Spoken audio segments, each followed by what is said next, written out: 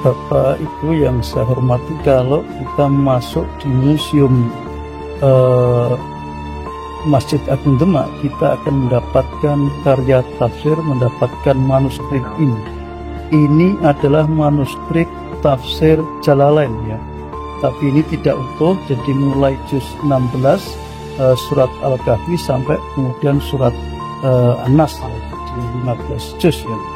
Diceritakan di sini bahwa ini adalah manuskrip yang ditulis langsung oleh Sunan Bonang ya, oleh Sunan Bonang yang hidup tentu pada abad 15-16 ya, jadi pertengahan abad 15, kemudian meninggal wafat di permulaan abad ke-16 ya. Jadi naskah ini kita bisa melihat, jadi ada tinta yang berwarna merah dan ada tinta yang berwarna hitam. Tinta berwarna merah itu digunakan untuk menuliskan ayat-ayat Al-Quran, sementara yang hitam itu untuk menuliskan tafsiran-tafsiran atau pemaknaan-pemaknaan dari ayat-ayat itu tadi.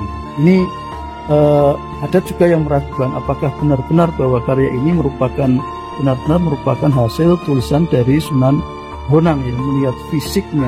Jadi kalau benar bahwa ini ditulis oleh Sunan Bonang, berarti kira-kira menulisnya itu ya pada abad ke-16, karena tinta merah dan tinta hitam itu secara umum itu baru didapatkan di Jawa itu pada saat-saat itu ya, pada abad ke-16. Kalau ke abad ke-15 mungkin belum banyak diketemukan ya.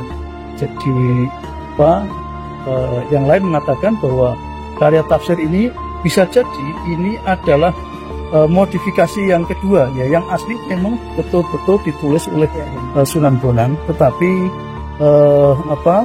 ini kemudian ditiru dengan melakukan perubahan modifikasi menjadi tinta merah dan kemudian ada tinta hitam ya. Jadi ini berukuran, naskah ini berukuran 34 kali 21 cm ya. 34 kali 21 cm di ruang, semacam kertas kuno yang didapatkan pada masa-masa itu di tanah Jawa. Manuskrip Islam Jawa itu memang banyak yang selalu dikaitkan dengan Sunan Bonang ya.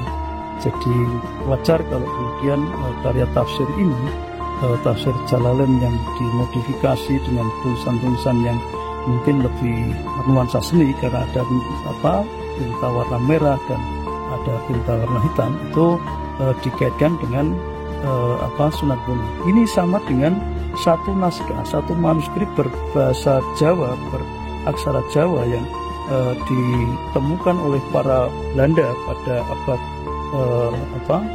awal abad 16 yang konon juga dituliskan oleh Sunan Bonang.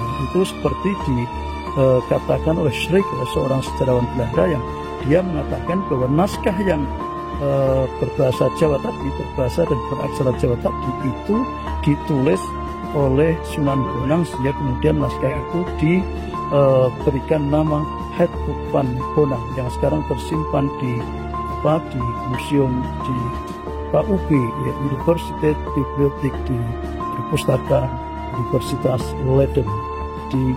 Ya masuk akal kalau kemudian ini dikaitkan juga dengan Sunan Bonang, karena memang Sunan Bonang dikenal sebagai seorang wali yang sangat-sangat produktif ya, yang banyak menuliskan karya-karya keilmuan ya, baik berbahasa Arab ataupun berbahasa Jawa.